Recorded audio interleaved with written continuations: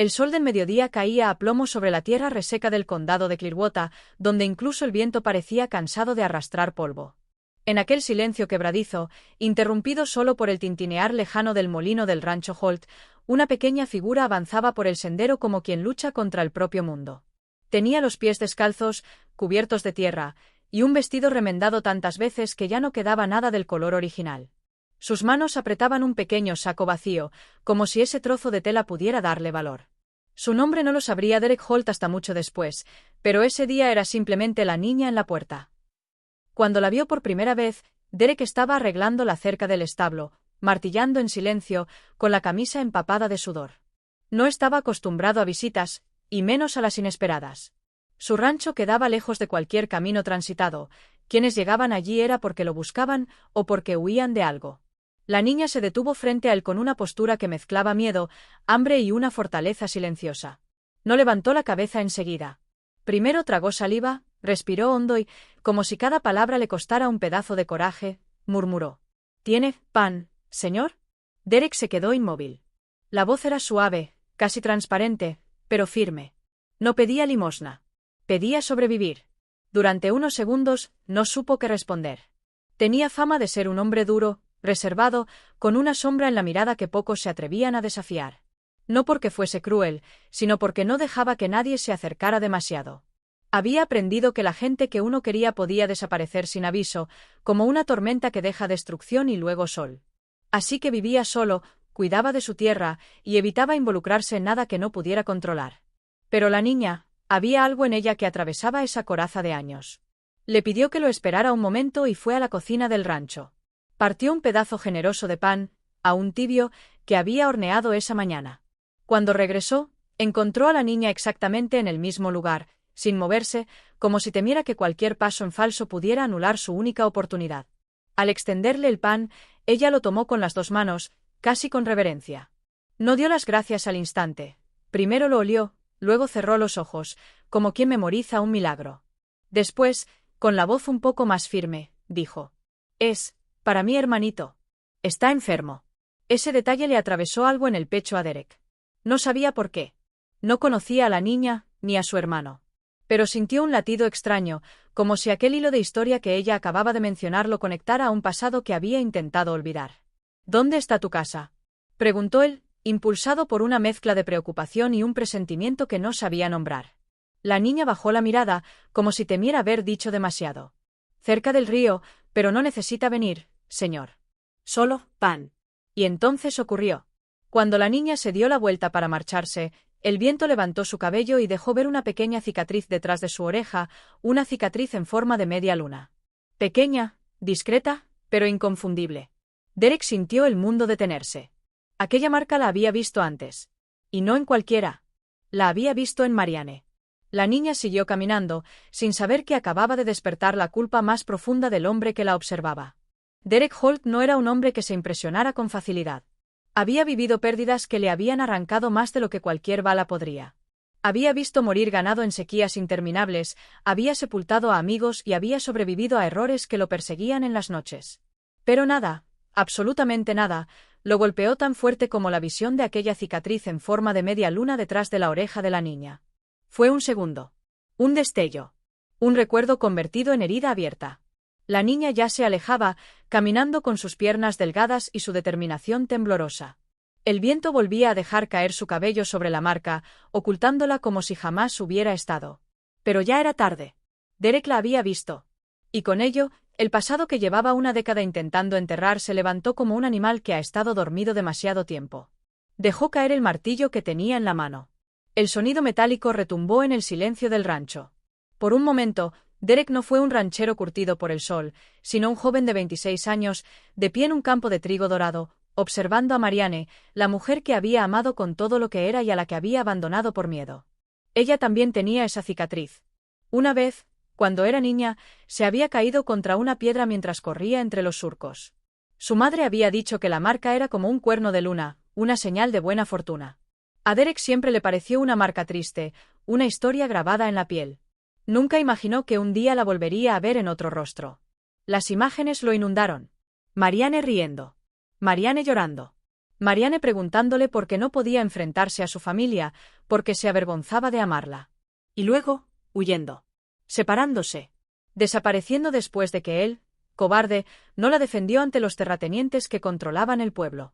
Pero si la niña tenía la misma cicatriz. No, susurró, como si la palabra pudiera detener el torbellino. No puede ser. El corazón se le aceleró, un tambor inquieto golpeando contra sus costillas. No se dio cuenta de que estaba respirando demasiado rápido. No se dio cuenta de que había dado unos pasos hacia adelante, como si su cuerpo siguiera a la niña por pura inercia emocional. ¿Y si era hija de Marianne? La idea era tan absurda como dolorosa. Pero también era posible. Horriblemente posible. La niña no tendría más de 9 o 10 años. Eso la situaba justo después de que Marianne desapareció del pueblo. Justo después de que él la dejara sola frente a la injusticia. Después de que él no moviera un dedo para traerla de vuelta. El peso de la culpa cayó sobre él con la precisión cruel de un hacha. Si la niña era hija de Marianne, entonces todo aquello que él había intentado justificar durante años, que era mejor alejarse, que no tenía opción, que no podía arriesgar su rancho, se convertía en una mentira patética. Significaba que Marianne había enfrentado la vida sola, quizá herida, quizá perseguida, quizá con un bebé en brazos, y él no había estado ahí. Derek miró el camino por donde la niña se había ido. El polvo aún flotaba en el aire, como si marcara la ruta que debía seguir. Sus dedos se cerraron con fuerza hasta que los nudillos se pusieron blancos. No sabía qué encontraría si la seguía. No sabía si quería saber la verdad. Pero otra parte de él, esa parte que había amado a Marianne más de lo que jamás admitiría, lo empujaba a moverse. Y así, con el corazón dividido entre miedo y esperanza, Derek tomó su sombrero, se lo ajustó y comenzó a caminar detrás de la niña, sin comprender que ese paso lo llevaría directo al secreto más devastador de su vida. Derek siguió a la niña manteniendo cierta distancia, más por respeto que por prudencia. No quería asustarla, pero tampoco podía dejarla desaparecer del horizonte sin descubrir quién era y de dónde venía. El sendero que tomó no llevaba a ninguna casa conocida. No a una de verdad, al menos. Era un camino estrecho que bordeaba el río y se internaba entre árboles torcidos por el viento y matorrales secos. La niña caminaba rápido, con pasos pequeños pero decididos. El pan apretado contra el pecho como si fuera un tesoro demasiado frágil. Varias veces se giró para comprobar que no la seguían, pero no vio a Derek, que se escondía con la habilidad de alguien acostumbrado a observar sin ser visto. Cuando ella llegó a una choza semiderruida, el ranchero se detuvo entre las sombras de un mezquite. La estructura era pequeña, hecha de tablas viejas y parches de lona. No era un hogar, sino un refugio precario. En la puerta apareció una joven, delgada, pálida, con el cabello trenzado de manera práctica. Tenía los ojos más firmes que la niña, ojos que habían visto demasiado para su edad.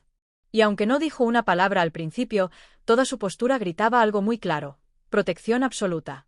¿Dónde estabas, Lila?, preguntó con voz baja y tensa. Así que la niña tenía nombre, Lila.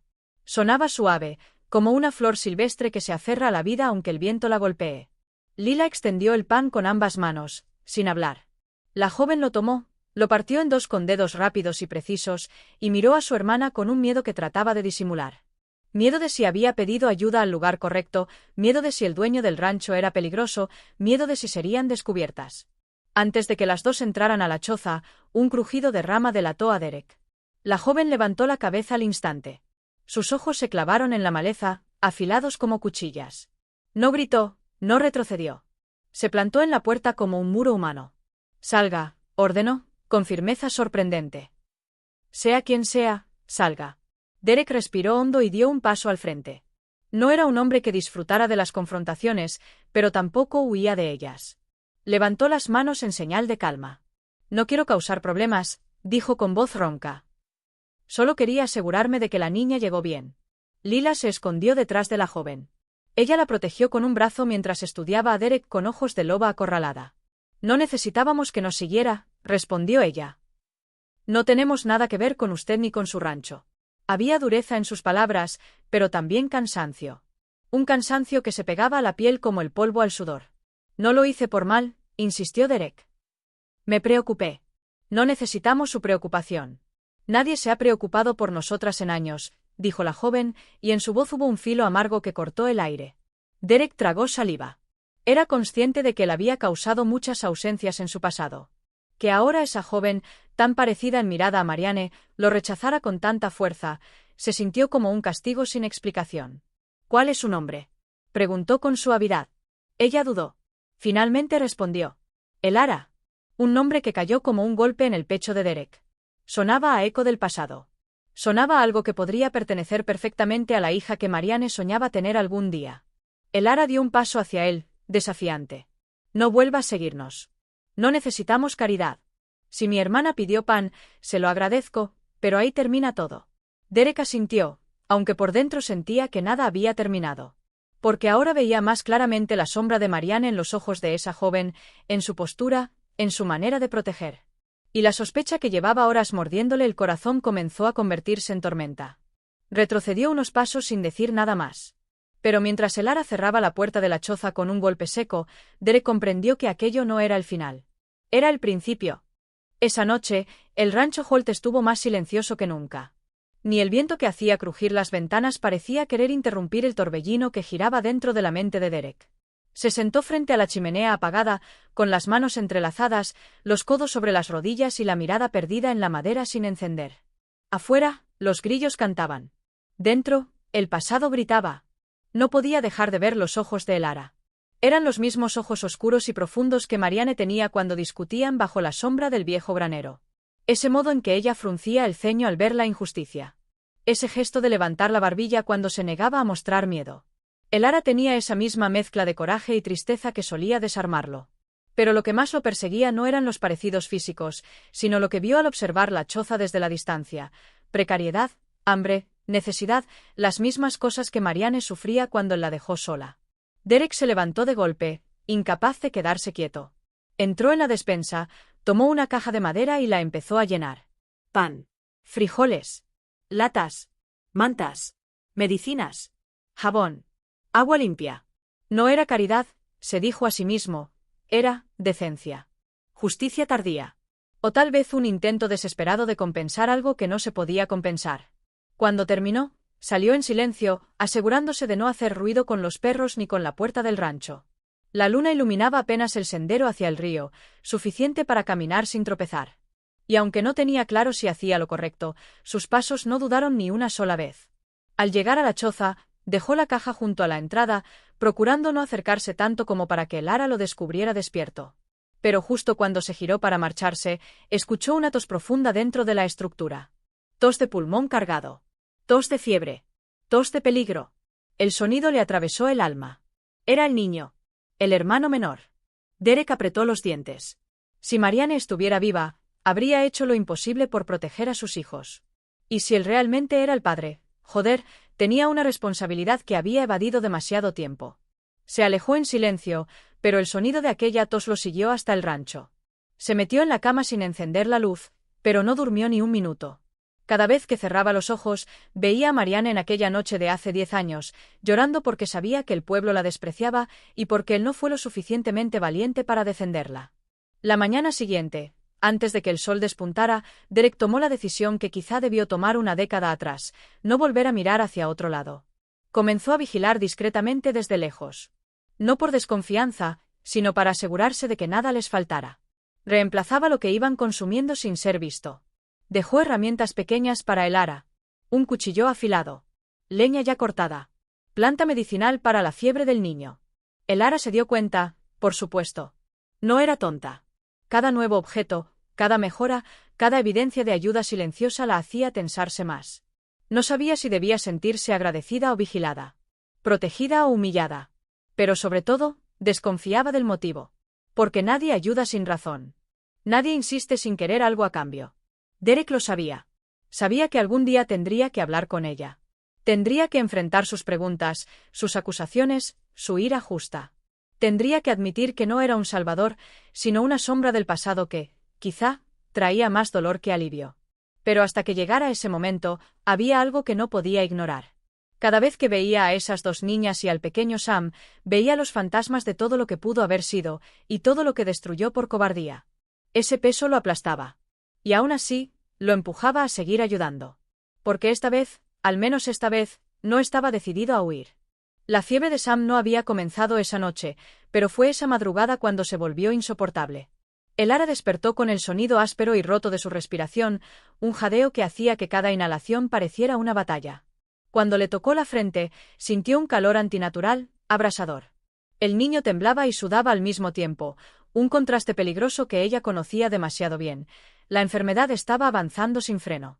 Elara había intentado todo lo que estaba a su alcance.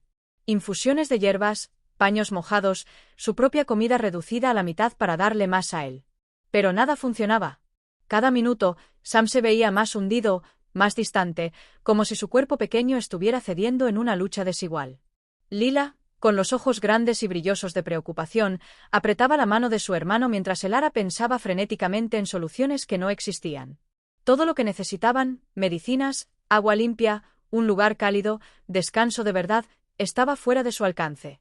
Su vida siempre había sido así, sobrevivir a base de decisiones difíciles y esperanzas cortas. Pero esta vez era distinto.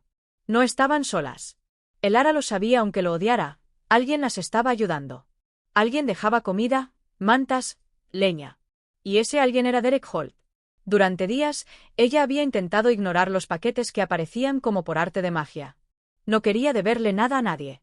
Había aprendido que la ayuda de los extraños siempre tenía un precio.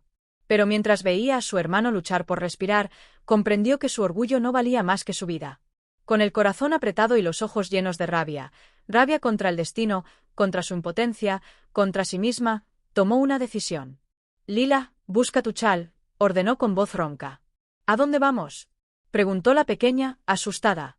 Elara lo dijo sin pestañear. Al rancho Holt. El camino fue más difícil que nunca. Elara cargaba a Sam en brazos, sintiendo como el calor del niño atravesaba la tela de su ropa. Lila caminaba a su lado con pasos chiquitos pero valientes. Cada tanto, Elara levantaba la vista hacia el cielo, como si esperara una señal de que no estaba cometiendo un error terrible. Cuando llegaron al rancho, Derek estaba alimentando a los caballos. Al verlos, el cubo de agua casi se le resbaló de las manos. Elara avanzó sin pedir permiso, sin saludar. «Necesita ayuda», dijo, señalando a Sam. Su voz no suplicaba, ni imploraba. Solo decía la verdad más cruda. «Y usted tiene lo que yo no tengo». Derek dio un paso hacia ellos y tocó la frente del niño. Era como palpar fuego. «Sanará aquí», respondió, sin titubear. «Entren». Elara sintió una mezcla indescriptible de alivio y odio por ese alivio. Dentro del rancho, Derek preparó un cuarto sencillo pero limpio. Puso mantas en la cama, abrió las ventanas para dejar entrar aire fresco y colocó un cuenco de agua fría. También trajo medicinas, hierbas que él mismo cultivaba, ungüentos de la doctora del pueblo y una botella de un tónico fuerte que sabía usar en casos de fiebre. Lila miraba todo con asombro. Para ella, esa casa era un milagro. Para Elara, era peligro. Mientras Sam dormía al fin más tranquilo, Elara se quedó de pie en la puerta del cuarto, observando a Derek moverse con un cuidado casi paternal. Y eso la inquietó más que cualquier otra cosa. «¿Por qué hace esto?», preguntó ella, con los brazos cruzados y la mirada afilada. Derek se detuvo. Podía sentir las palabras que cargaba dentro, pesadas como hierro caliente. Pero todavía no podía decirlas. «Porque puedo», respondió finalmente. «Porque debería haberlo hecho hace mucho tiempo, aunque no lo sepa». Elara frunció el ceño. No entendió completamente, pero sintió algo extraño. Que le ocultaba una verdad tan grande como el silencio que llenaba la habitación. Y aunque Sam descansaba, la historia entre ellos estaba a punto de despertar. El rancho Holt no había tenido huéspedes en años, y mucho menos niños. Pero aquella tarde, mientras el sol se filtraba por las ventanas del cuarto donde Sam dormía envuelto en mantas limpias, Derek sintió que su hogar estaba cambiando. No solo porque había gente en él, sino porque esa gente despertaba memorias enterradas que ahora rugían bajo su piel. Sam respiraba más tranquilo gracias a las medicinas y al descanso. Lila lo observaba desde una silla, con los pies colgando y los ojos entornados por el cansancio. Elara, en cambio, no se permitía relajarse. Caminaba por el cuarto como un animal atrapado, lista para defender, desconfiar, atacar si fuera necesario. Derek la entendía. La reconocía. Esa postura, esa tensión, eran herencia de un mundo que la había herido y la había obligado a endurecerse antes de tiempo. Y sin embargo, había algo más. Algo familiar que lo desconcertaba. Al caer la tarde, Elara salió al porche para tomar aire. Derek la siguió, manteniendo una distancia prudente. El cielo tenía el color naranja de los incendios que nunca tocan la tierra. El viento traía olor a heno. Pasaron unos minutos en silencio, cada uno atrapado en sus propios pensamientos. Hasta que Elara habló. Gracias, por lo que está haciendo por Sam, dijo sin mirarlo. No sé por qué lo hace, pero, gracias. Derek tragó saliva. Era la primera vez que escuchaba verdadera vulnerabilidad en su voz, aunque estuviera escondida entre capas de cautela. No tiene que agradecer, respondió él. El niño necesitaba ayuda. Todos necesitamos ayuda, murmuró ella, casi para sí misma. Solo que no siempre viene. El comentario lo atravesó como un filo. Él sabía de eso. Sabía lo que era necesitar a alguien y encontrar solo vacío.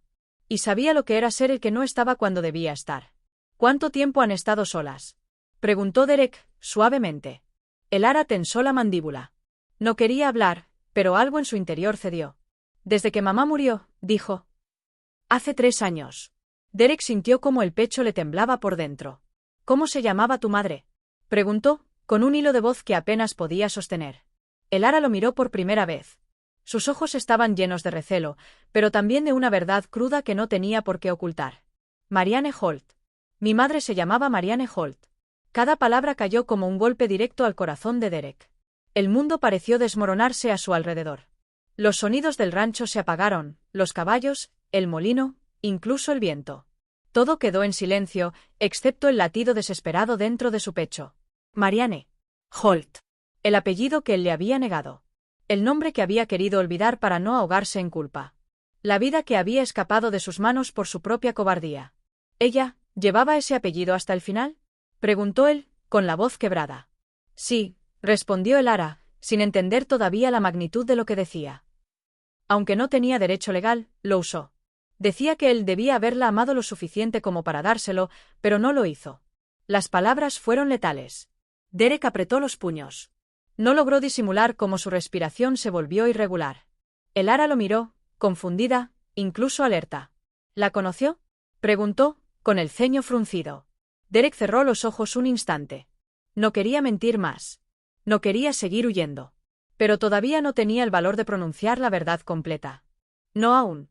Sí, susurró. La conocí. Mucho más de lo que imaginas. Elara retrocedió medio paso, instintivamente. Su intuición le gritaba que ese hombre sabía demasiado. Que su madre y él compartían algo peligroso. Algo que podía cambiarlo todo. ¿Quién era para usted? Preguntó ella. Derek levantó la vista, y por primera vez sus ojos mostraron el peso de 10 años de dolor. Alguien a quien no debería haber dejado ir. Elara no entendió el alcance de esas palabras, pero sintió que allí había una verdad oscura, un nudo que aún no se había desatado. Una verdad que estaba a punto de romper todo lo que creían saber. El amanecer llegó teñido de un gris extraño, como si el cielo supiera que ese día algo se rompería. La casa estaba silenciosa, demasiado silenciosa. Ni el murmullo de la niña, ni el ruido de la madera, ni siquiera el canto de los pájaros parecía querer cruzar el umbral del rancho. Mateo despertó con un peso en el pecho, uno que no lo dejaba respirar bien. Había sentido muchas veces ese presagio en los días posteriores a la muerte de su hermano, pero esta vez sabía que venía por algo distinto, por la verdad. La niña dormía en la habitación que le había preparado semanas atrás, un pequeño espacio con una cama estrecha, mantas limpias y una ventana por la que entraba la luz suave. Cuando Mateo se asomó, vio su carita tranquila, los puños cerrados como si aún sujetara el pedazo de pan que un día vino a suplicar. Aquella imagen le retorció el corazón. Era tan inocente, tan ajena al mundo de adultos que había decidido su destino sin pedirle opinión. El ruido que lo sacó de ese momento no vino de dentro, sino del exterior, cascos de caballo rompiendo la quietud. Primero uno, después otro, hasta que el sonido se volvió una multitud. Mateo sintió como se le borraba la sangre del rostro. Solo un grupo podía llegar así, sin avisar, sin necesidad de esconder su presencia. Los hombres de Valerio, el terrateniente más temido del condado, y al mismo tiempo, el hombre del que Mateo había intentado alejarse desde aquella noche trágica. El golpe en la puerta fue más un anuncio que una petición. Mateo salió, con el cuerpo tenso y la mirada endurecida, aunque por dentro ya se preparaba para lo peor. Valerio iba al frente, montado en un caballo negro, con esa expresión de soberbia que llevaba como una segunda piel. A su lado, 2 hombres armados observaban cada rincón del rancho. Sabía que la tenía aquí, dijo Valerio, sin siquiera saludar. Mi gente vio a la chamaca rondando por el pueblo antes de que desapareciera. No me sorprende que terminara en tu puerta. Las almas perdidas se encuentran entre sí. Mateo apretó la mandíbula. La niña no era un objeto que él pudiera entregar, ni mucho menos un secreto que Valerio tuviera derecho a reclamar. Pero antes de responder, el terrateniente soltó la frase que lo atravesó como un cuchillo. Es hija de Rodrigo. El tiempo pareció detenerse. Mateo sintió que el piso cedía bajo sus botas. Rodrigo, su hermano. El hombre cuya muerte llevaba años cargando como una condena. El mismo que había caído en aquella emboscada que, según Mateo, él debió prever, él debió evitar. La niña dormida a unos metros de allí no era una huérfana cualquiera. Era sangre de su sangre. Era la herencia de un pasado que nunca logró enterrar. La culpa, esa sombra que lo seguía desde hacía tanto, lo golpeó de lleno. Todo ahora tenía sentido. Los rasgos, la forma en que ella lo miraba, la inexplicable necesidad que sentía de protegerla. Rodrigo había sido imprudente, sí, pero también había sido un buen hombre. Saber que le había dejado una hija sin amparo y que ella había acabado mendigando pan, convirtió el remordimiento de Mateo en algo insoportable. Valerio continuó hablando con su arrogancia habitual, pero Mateo ya no escuchaba. En su mente solo resonaba una idea. Si la niña era hija de Rodrigo, entonces él tenía una responsabilidad que nunca pidió, pero que no pensaba evadir. Y ahí, con los cascos de los caballos levantando polvo y la verdad ardiendo como un fuego viejo, Mateo comprendió que el secreto ya no podía seguir callado. El silencio que siguió al descubrimiento fue tan denso que parecía una niebla atrapando cada rincón del rancho. Mateo seguía frente a Valerio, con la respiración pesada y el corazón golpeando como un martillo descontrolado. Nunca había pensado que la niña pudiera tener un vínculo con él, y ahora, saber que era hija de Rodrigo, su hermano muerto, su mayor culpa, hacía que el mundo se sintiera más estrecho, más oscuro y más urgente. ¿Por qué la buscas?, preguntó Mateo con la voz grave. Valerio sonrió, esa sonrisa torcida que revelaba más veneno que simpatía. Porque todo lo que fue de Rodrigo ahora es mío, respondió con arrogancia. Tierras, ganado, y sí, incluso la hija bastarda que dejó por ahí. Mateo sintió un ardor subirle al rostro. Aquello no era solo una falta de respeto hacia un muerto, sino una amenaza directa hacia una niña indefensa. Dio un paso adelante, sin pensarlo, sin medir consecuencias. La niña no es una posesión, Valerio. El terrateniente chasqueó la lengua. A veces olvido que tú sigues sintiendo culpa por lo de tu hermano, comentó, sin suavidad, como si disfrutara clavando el dedo en la herida. Crees que puedes pagar tu deuda cuidando a la pequeña, pero tú no tienes derecho sobre ella. Rodrigo murió sin dejar nada firmado, así que legalmente, todo pasó a mis manos. Incluida ella. Las palabras cayeron como piedras. Mateo apretó los puños. Cada músculo de su cuerpo se tensó. El aire alrededor ya no se podía respirar. No voy a entregártela, escupió, sin rodeos. Los hombres de Valerio se movieron instintivamente hacia las armas, pero el terrateniente alzó una mano para detenerlos. Sus ojos se estrecharon, evaluando a Mateo como si fuera un animal que podía comprar, quebrar o destruir según su conveniencia. No te conviene enemistarte conmigo, advirtió Valerio. Podría hacerte la vida imposible. Podría quitarte este rancho sin sudar una gota. Mateo sabía que no era una amenaza vacía. Valerio tenía conexiones, dinero, abogados y una capacidad casi sobrenatural para torcer la ley a su favor. Sin embargo, en ese momento, ninguna de esas cosas le importó. Había pasado años evitando mirar de frente la culpa por la muerte de su hermano, pero ahora tenía frente a la única persona que quedaba de Rodrigo. Tenía carne, nombre, ojos, sueños y hambre.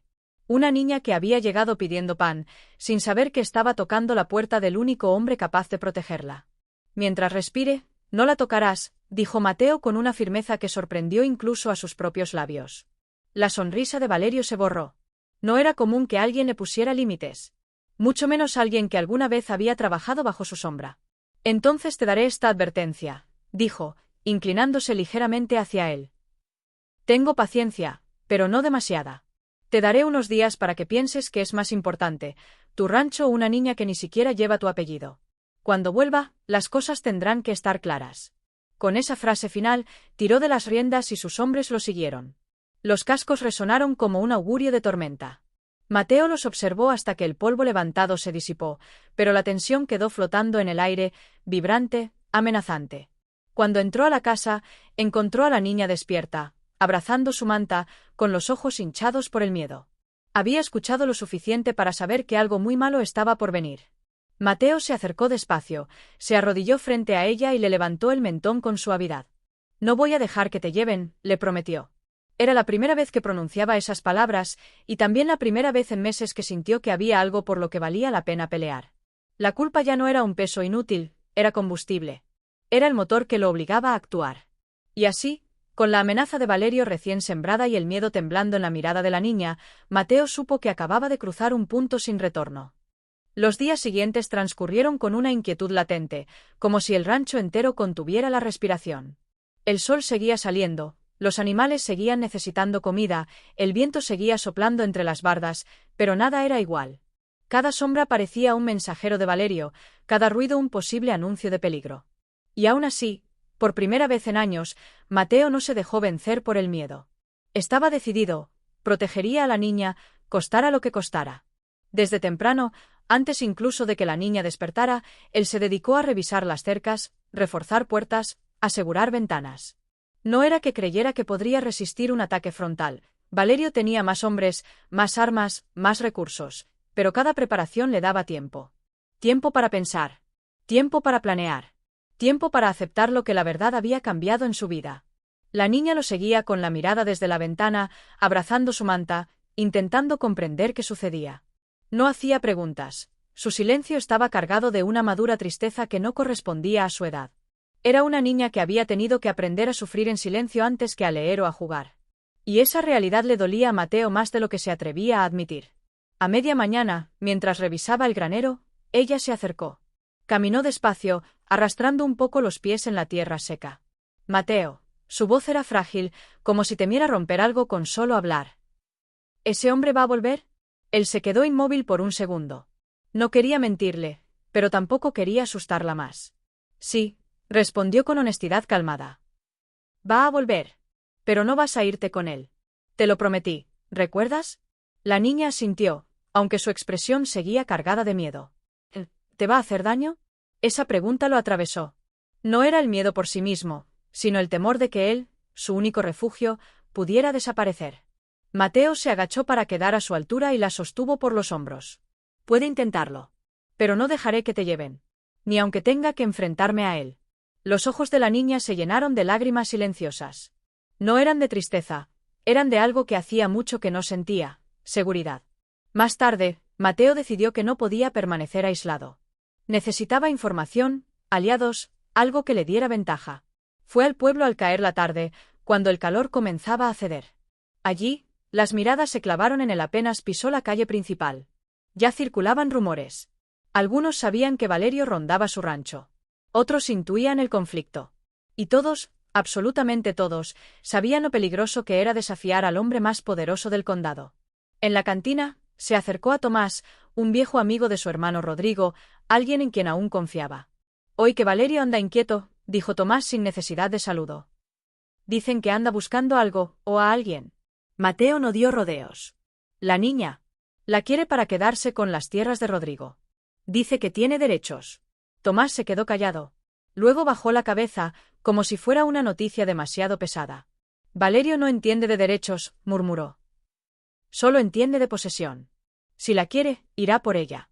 Lo sé, respondió Mateo. Tomás lo miró con una mezcla de admiración y preocupación.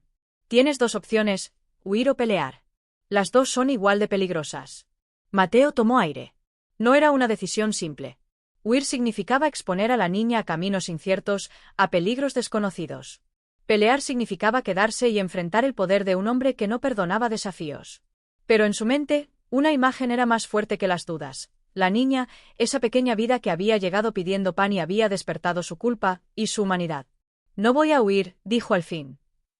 Estoy cansado de correr de mis errores. Regresó al rancho con una determinación nueva. Esa noche, mientras la luna iluminaba la casa y la niña dormía tranquila, Mateo se sentó en la mesa, escribió una carta y la guardó en un cajón.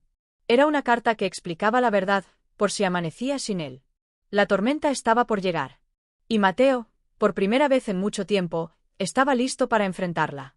La mañana en que Valerio decidió volver al rancho no anunció su llegada con palabras, sino con el retumbar de los cascos acercándose como un trueno inevitable.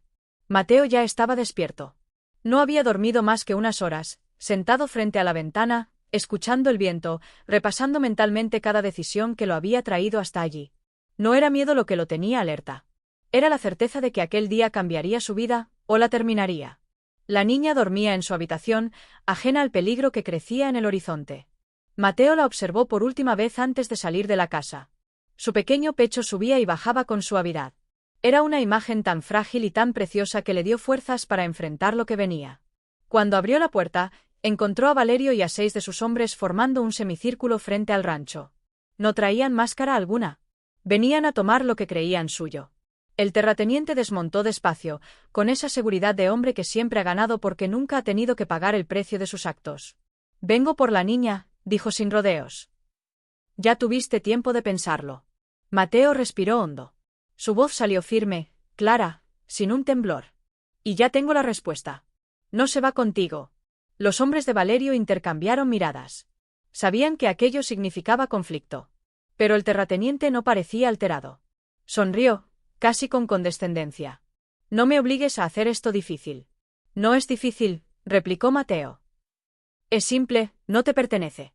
Valerio frunció el ceño, y por primera vez, la fachada de superioridad se quebró un poco. «Rodrigo me debía esa tierra», escupió. «Morir antes de pagarla no cambia nada. La niña es mi llave para reclamar lo que es mío». Mateo sintió que algo se encendía dentro de él, algo antiguo y enterrado. La memoria de Rodrigo riendo, de su mano en su hombro, de su voz diciendo que algún día tendrían un rancho juntos, lejos de las deudas y las sombras. Rodrigo no había sido perfecto, pero tampoco había sido el hombre que Valerio describía. «Rodrigo no te debía su sangre», respondió Mateo. «Y tú no vas a tocarla». El silencio que siguió fue tenso como una cuerda a punto de romperse. Valerio levantó la mano, dando la señal para que sus hombres avanzaran. Pero justo cuando los primeros pasos empezaron a crujir en la tierra seca, un disparo resonó desde la colina. Los hombres se detuvieron de golpe. Miraron alrededor, buscando al tirador. Y entonces lo vieron: Tomás, el viejo amigo de Rodrigo, montado en su caballo con un rifle apuntado hacia el grupo. «Este rancho no está solo», gritó desde la distancia. «Y la niña tampoco».